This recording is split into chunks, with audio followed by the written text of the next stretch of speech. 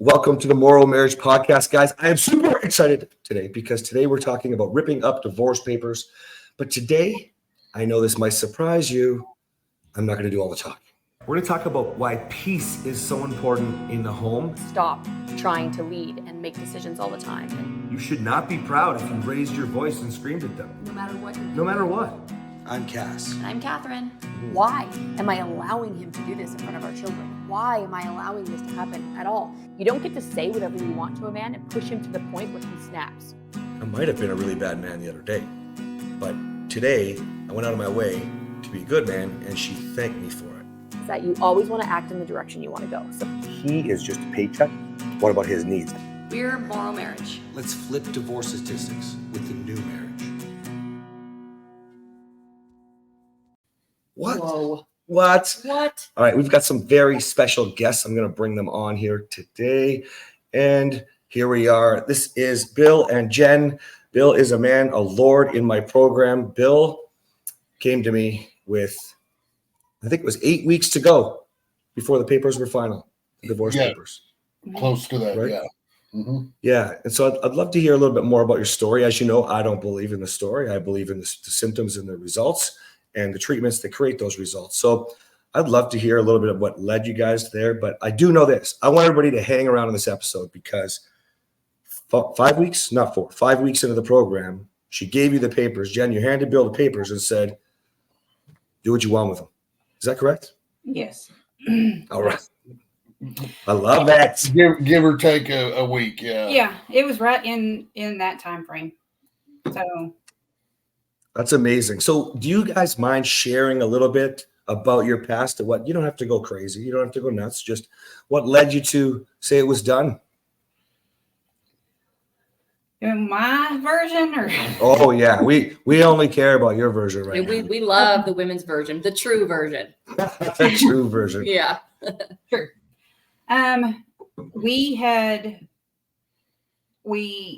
guess it mostly started when we moved.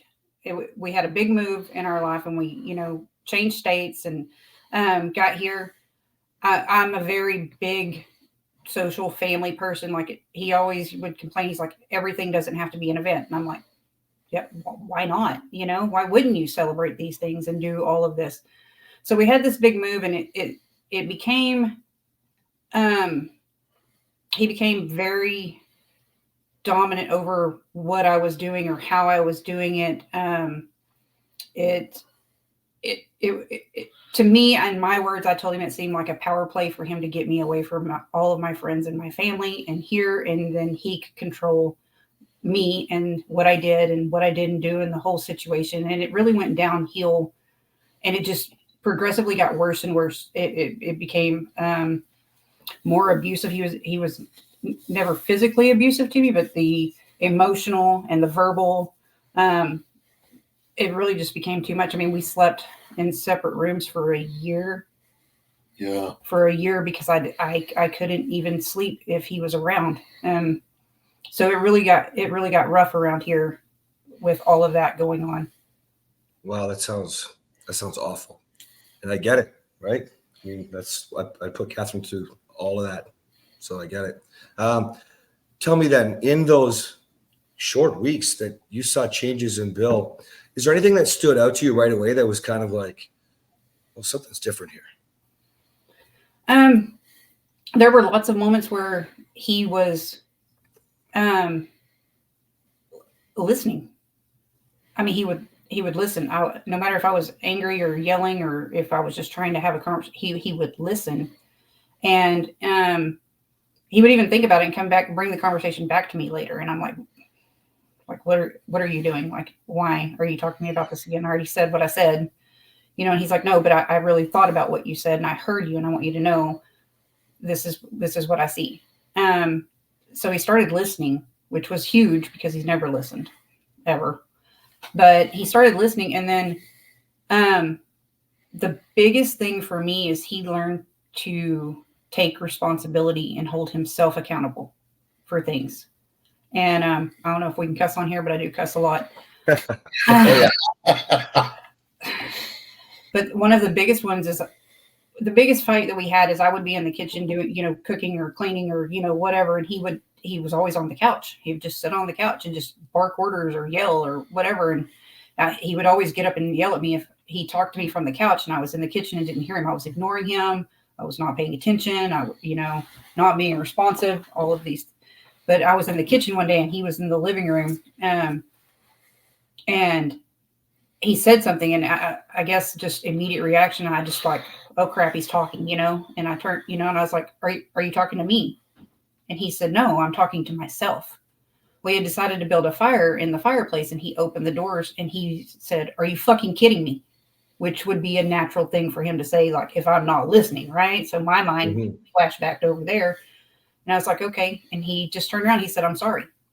I'm sorry that you're married to a lazy piece of shit. He's like, this has been in here like this for over a year. I said, I know. And he started taking accountability. And that was a big, big thing for him and for me, because it was never any of his actions or any of the things that he did. Amazing. So I'm picking up on peace, probably a lot of safety, trust with accountability, of course, and with the peace. And you started to see that you have a bit of a partnership. You can have a partner. He's showing up a little bit. Did you pick up anything there? Yeah. I mean, from my perspective, I'm feeling a lot of empathy for your situation because, when you said that you were sleeping in different rooms, the level of fear that you were feeling and the hypervigilance that you were feeling being around him, swearing and cussing at you and yelling and having all this conflict, and then coming to the point where he has a similar behavior, but he's talking to himself, but you probably went into, again, hypervigilance, thinking, take a deep breath. He's doing it again. He's swearing at me. He's yelling at me. And then you say, are you talking to me? And he says, no, I'm sorry. Not only, is he sorry? He's first of all, he's speaking to himself, but he's sorry that he hasn't been taking care of things around the home that he has. It was probably like a breath of fresh air for you. And at the same time, you didn't even know how to breathe it in because it was so drastically different from the fear, the PTSD feelings, the hypervigilance, the anxiety, the sheer panic that you would feel when normally he was speaking that way towards you. So it's amazing to me. I remember being in that same position, and it's really difficult to go from hypervigilant to feeling peace. Even though you see that there's peace there, your body has that emotional response, even when he's talking to himself. So I'm just on the edge of my seat listening to your story. I love it. So it was things like that really made me stop and notice and say, hey, what are you doing? Like, what is this? And what is happening here? I'm not doing anything different because I'm done. I can't do anymore. I've tried to help. I've tried to argue. I've tried to fight. I've tried to just be small and quiet. Nothing worked. So I'm like, what are you doing? So flash forward to now. What is your relationship like now? Now it's really good. It's a whole lot better, obviously. And it's like I told everybody, I mean, I love him or else I would not have still been here, but it's a lot better now. We're much better at communicating. We can talk and listen. We still get crossways, which I imagine is normal-ish. It is normal. If I could just speak to that for a quick second, I always say that I'm like 97 or 98% there, but that 2% that's left over is vicious, and you do not want to mess with that 2%. And you can yes. So you can be amazing in your relationship. We have as close to perfect as possible a marriage. I don't even know if I said that right. Our marriage is as close to perfect as possible. But when we get into it, we both have a really ugly side. So yes, it's normal. The goal though would be to make those occurrences fewer and fewer. And when they do happen, have a quicker turnaround time and a better reflection and a better repair so that you can come out stronger because you got through something that was horrifying. We only have a couple of fights a year, but when we do, they're not pretty. They're horrifying, but we can get through them more quickly. We can get through them and be on the same team again. And that is a huge win. So if you can look at it that way, every time you go through one of those times where you're fighting, yes, it's normal. Think about the connection afterwards. Right. So Bill, and that turnaround time, I found that in this journey to become this new man, that the difference is, like the other morning when we got a little crossways, I went right back into my nice guy. I was like, well, she just doesn't understand. I'm doing this. It was about me not following through on things that I said, but it was less than a couple of minutes. And then I took a breath and I was like, you're right. I wasn't following through, So it's not that this program makes you a perfect husband. What it does is it makes you realize that when you do make a mistake, you recover very quickly. You notice what's wrong and you're like, wait a minute, this isn't even why am I doing this? And then the recovery time is very quick, Yeah, I'm glad that you brought that up, because it's paramount for people to understand we're never going to be perfect, but you'll have the tools, you have the skills. It's like when you guys say thank you, Cass, I'm like, I just give the tools, man. You either use them or you didn't. You used them fast. You dove in, man. You love your wife. Like that first call, like you were dead. You were dying, right? Well, look at her. She's beautiful. Of course he wants to save that. Grass is not greener anywhere else. No, it's not. Well, and made a good decision. And how many years married again? I can't remember, but it's decades, right? No. No. 6 Oh, years. 6. Okay. But she was my first kiss in junior high. That's what you loved about my story. Oh, there we go. That's why I'm remembering his decades. Okay. So you don't want to throw away that kind of beautiful, so I'm really impressed. I'm really proud of both of you, because Jen, obviously it's going to be scary to trust.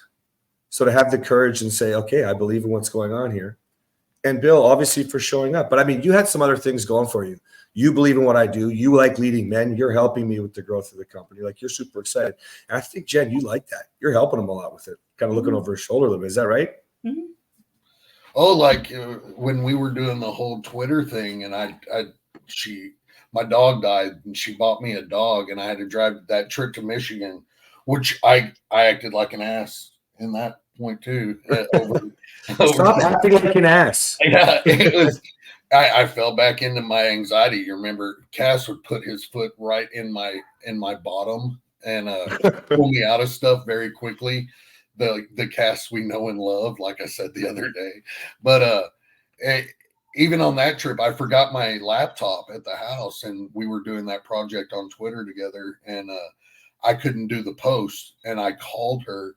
And I think that's when she really started seeing what the program was, because she started seeing his crazy ass posts with all them hooks in it. But it was really more about not the women. It was because he's calling us men. He says calling up. I say he calls us out about what we're doing, and how, like in the beginning, man, I really lost myself. When we moved up here, things were great.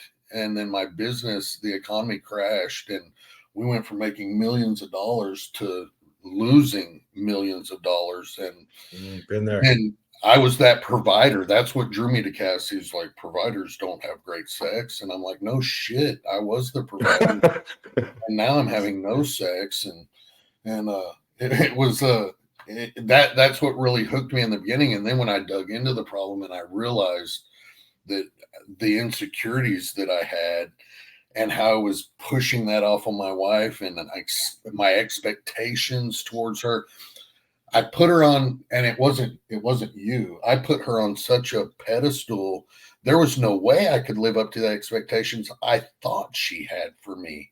And once I realized that wasn't her, it was me, and that I don't want her on a pedestal. And I think I actually told you once, I was like, I don't want to keep putting you up there. I want you to take my hand and walk through this life with me. I think I said that at one point. And I was like, I didn't put me up there. Yeah, it was me. I did. Yeah. Amen. We don't ask to be up there. No, in fact, it's how it goes with all of them. It's not you, it's you. Yeah. It's not you, it's your kind. Yeah, that's right. The male species.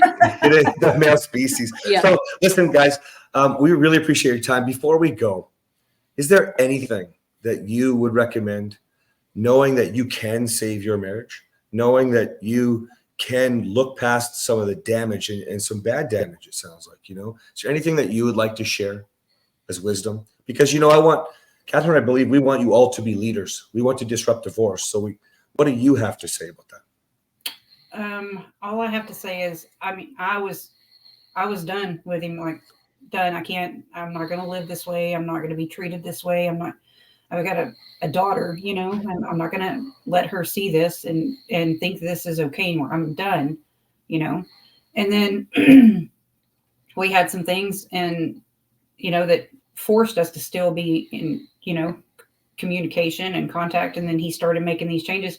If you love them, in my opinion, if you love them and you can see these changes and they are true changes and they do work and are helping, as hard as it is, and it's hard, I know I did it, but see if there is the ability in you to give it a chance. Wow, good for you. Great I advice. love that. Bill, what about you? I think on the men's side, and you know, I mentor guys with you now too, and I tell them once I actually stopped trying to fix my marriage, and I took your program, and I used to use the word submit, now I'd say embrace. When I truly embraced the knowledge that you were giving us, the tools that you were giving us, I used the program to learn how to implement those tools. And I started looking at what can I do to level me up, because how can I lead my wife and my family if I can't lead myself? So Amen. it was all about focusing on becoming the best version of me, which then I started noticing it was inspiring her to be more open, because I was providing that structure to where she could tell me things and I wasn't defensive and I wasn't just reacting. I was truly hearing. And that was probably the hardest part. I'm going to get teary-eyed. When you find out what you put your family through or your wife through. And I think just working on, use the program to become a better man. And then everything else kind of falls into place. The fog lifts. I'm doing a little better in business. We're working on our exit plan. We got multiple streams of income now, and it changes everything when you work on you. You can't control that. You are the big bad race car. She's the racing stripes, man. She's Exactly. going along for the ride. Let's get her in shotgun. We'll get her riding your stick even. But hey, you're still the big bad race car. Okay. Can I say one thing? Yes, baby. Bill, I just want to recognize you for how hard it must have been. You know, it sounds like you were a real jerk. So it's really hard to go from being that person to being this tender, protective man that's reflecting and looking at how much you put her through. And Jen, same thing. I want to recognize you for seeing his changes and for opening your heart to being willing to accept them, because sometimes what happens, especially as women, is we get these walls of bitterness and resentment, and it's really hard to take those walls down. So both of you, I think it's amazing. I got teary-eyed a couple times listening to your story. It really hits home for me, and it's so nice to hear the success stories. We have such a heavy role that we are in, and while we have a lot of success, we go through those first 5 weeks with you guys. We're in the trenches with you, and it's so nice to see you on the other side. So I just want to tell you that we love you guys. We think that you're both amazing, and it's difficult on both sides. So you're both incredible people. Thank you. I feel the same way about you guys. So yeah, thank you. You're welcome. It's our pleasure. Yeah. Again, we look forward to working with you some more. Thank you for everything that you guys have done. Most importantly, disrupting divorce with us. Amen. Love it. exactly. All right. Well, thanks for your time today, guys. Hey, no problem. Thank you for letting us be on here and tell our story. So, You got it. Tell the world. All I'm right. going to. All Bye, right. everybody. Bye, everybody.